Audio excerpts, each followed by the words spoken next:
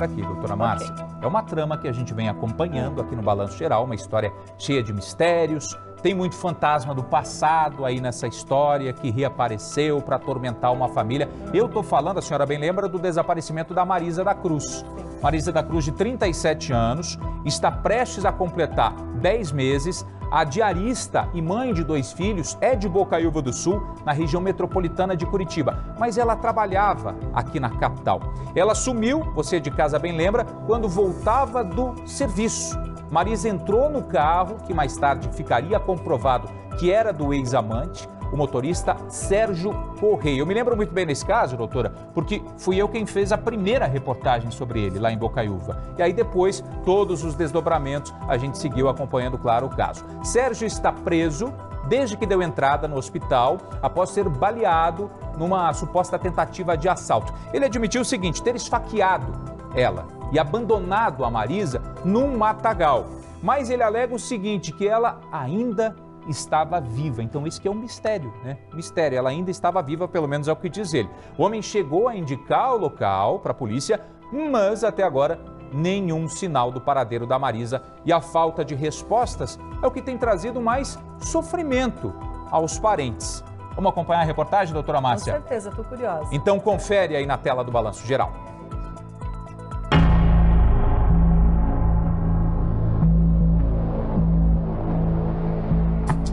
É difícil, muito difícil. O coração, assim, é todo dia. Coração, cabeça, a gente não sabe onde ela tá. A gente acorda todo dia pensando nela. Eu sonho com ela praticamente todo dia. De uma pergunta sem resposta. Onde está Marisa? Eu vejo a roupa dela, tem a roupinha dela que eu guardei lá. Quando eu olho na roupa dela, eu posso chorar. Marisa era minha melhor irmã, melhor amiga, minha comadre. Tudo que você imaginar, Marisa era na minha vida. Marisa de Siqueira Cruz, de 37 anos, desapareceu no dia 30 de setembro em Bocaiúva do Sul, na região metropolitana de Curitiba. O principal suspeito de ter sumido com a diarista é Sérgio Correia. O motorista, de 51 anos, seria amante da mulher e confessou ter sido o último a vê-la. Ele segue preso. Na versão apresentada por Sérgio durante as investigações, ele confessou que encontrou com Marisa, que os dois se dirigiram até uma rodovia entre Tunas do Paraná e Bocaiúvas do Sul e, em determinado momento, decidiram estacionar para conversar. Só que o casal se desentendeu e passou a discutir.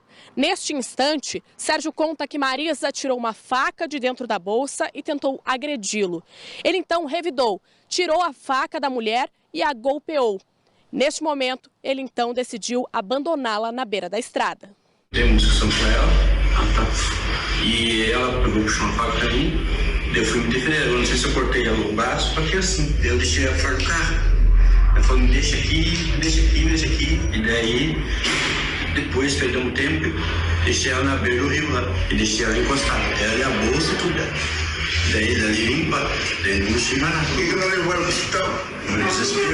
Por isso que eu achava que ela não tinha morrido, porque não era pra ter medo que eu só um quarto aqui.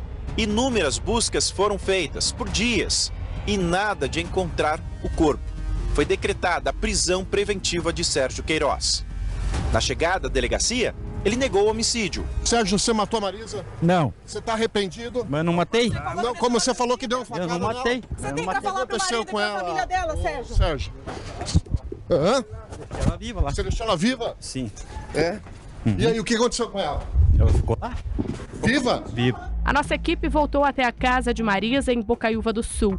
Era nesse imóvel simples que a mulher vivia com o marido e os 2 filhos adolescentes. Essa peça que era o sonho dela. Construir uma cozinha planejada, porque ela falava, minha cozinha vai ser toda planejada, toda... Ela queria colocar na parede, ela tinha todo um sonho dela. Aí, quando ele fez isso, acabou o sonho. A casa segue aqui do jeito que ela deixou? A casa segue do jeito que ficou. Desde quando ela sumiu, tá assim, desse jeitinho. Trabalhadeira, saía daqui 6 horas da manhã, chegar de noite, sabe? Fazia os estudos dela, tava fazendo curso para confeiteira, tudo, sabe? Até em novembro, ela ainda chegou alegre, que em novembro vai ter o último curso dela. A família implora para que Sérgio diga onde realmente deixou o corpo. Se fez alguma coisa para ele vai ter que contar. Onde ela esteja, ele tem que contar. Esteja vivo, esteja morto, ele tem que contar. Que esse cara, que esse bandido, que pra mim é um bandido, pra mim não é uma pessoa. Não é. Não tem condições de... Eu não sei nem como expressar isso. Porque pra mim não é homem, não é um ser humano. A polícia ouviu as testemunhas e aguarda os dados do GPS do celular da diarista. Estamos aguardando o retorno de um ofício expedido para o Google, que a empresa disponibilizasse para investigação o histórico do GPS da Marisa, né? Ou seja, os locais onde a Marisa passou. Tão logo seja cumprida essa diligência, apresentaremos as alegações finais, né? Primeiro o Ministério Público, posteriormente a acusação e por último a defesa do acusado. As irmãs não têm esperança de encontrar Marisa com vida, mas querem respostas. Vai fazer um ano já. Não tem como se... Ele fala que deixou ela viva, mas onde? Então ele tem que falar onde ele deixou ela. Ou se tem mais alguém envolvido nisso, a gente também não tem certeza, né? Porque para nós, a gente não pode fazer um velório para ela. A gente não pode colocar ela num cantinho ali para ter dia de finado, a gente ir lá acender uma vela, rezar por ela, não tem. Não tem como saber se ela está viva, se ela está morta. Esse cidadão, que já mudou várias vezes a versão do que aconteceu para a polícia, disse, a nossa reportagem, você ouviu aí, que deixou ela com vida. É difícil acreditar nisso, né? E ainda, em uma das versões, ele disse que ela teria ficado com a faca. Então esse homem é muito controverso, ele conta várias versões dessa história, eu não sei por que motivo, fato é que ela não apareceu. Cá entre nós, e aí eu vou passar a bola para a doutora Márcia também. Se a Marisa, doutora Márcia, ela estivesse com vida, eu não quero, pelo amor de Deus, ser negativa, que eu sei que a família tem esperanças, mas se ela tivesse com vida, será que ela não teria procurado a família, ninguém teria encontrado ou procurado alguém logo após os fatos, né? Já se passaram, como disse aí a família, quase um ano.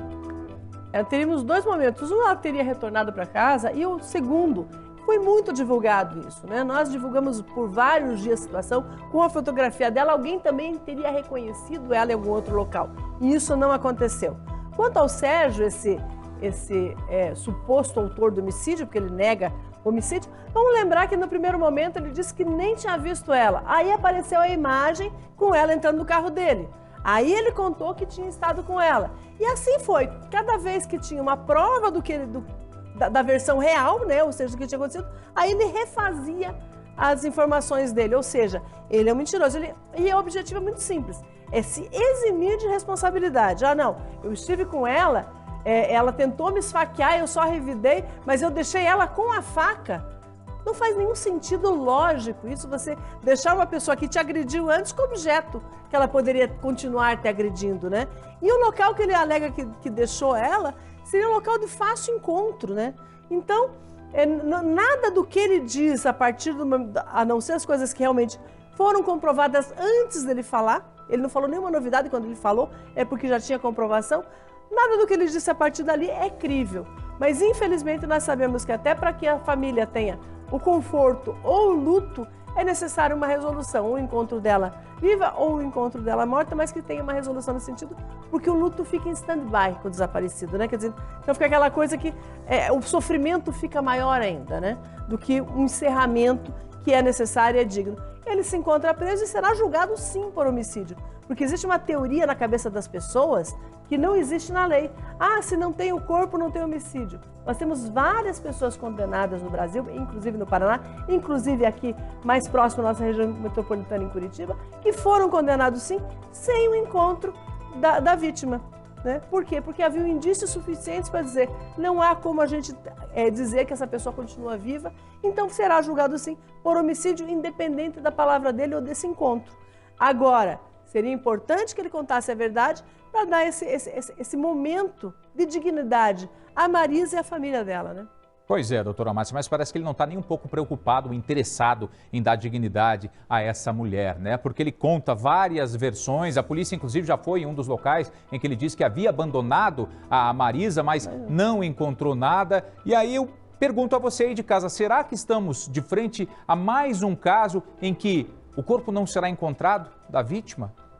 Mais um caso, talvez, de um feminicídio em que a mulher não será jamais localizada, esta mulher, enfim. Tomara que não, pela família que quer viver esse luto, quer poder enterrar a Marisa. Enfim, a gente vai seguir acompanhando esse caso.